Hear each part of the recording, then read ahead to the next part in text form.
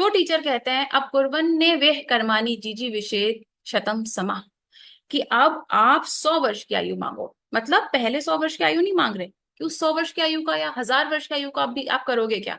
अगर आप बहुत अटैच रहोगे, चीजों में लिप्त रहोगे, डूबे रहोगे, तो आपको कितनी भी उम्र मिल जाए आप उसको वेस्ट करोगे। सबसे पहले you need to learn live how to live with the detachment. आपको पहले डिटैचमेंट सीखना है।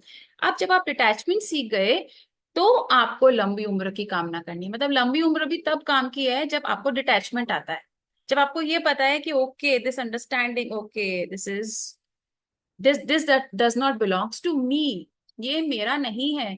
इसके साथ, इस अंडरस्टैंडिंग के साथ वो कहते हैं अब आप 100 वर्ष की आयु मांगो। क्योंकि अगर आप डिटैचमेंट की लाइफ फॉलो करते हो only with the righteous action and thoughts, Karma will not bind you.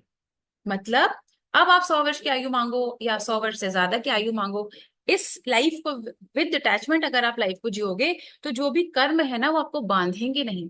Otherwise आप 20 वर्ष की भी लाइफ जियो, 20 ईयर्स की भी, लेकिन अगर आप अटैच्ड हो तो आपने और बहुत सारे जन्म पक्के कर लिए हैं अपने, क्योंकि इतने कर्माज इकट्ठा कर लिए हैं कि आपको उनको, डेट को क्लियर करते करते बहुत सारे जन्म लेने पड़ेंगे। लेकिन हमें तो सेल्वेशन चाहिए, दिस स्टूडेंट वांट्स सेल्वेशन, मोक्ष। तो उसके लिए सबसे पहले आपको डिटैचमेंट सीखना है, and with detachment you want a long life.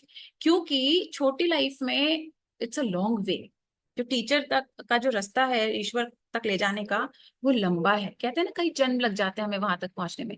तो अब टीचर कह रहे हैं डिटैचमेंट सीखो, अब लंबी उम्र मांगो, ताकि इस लंबी उम्र को ईश्वर तक पहुंचने में लगा सको, लोगों की सेवा करने में लगा सको।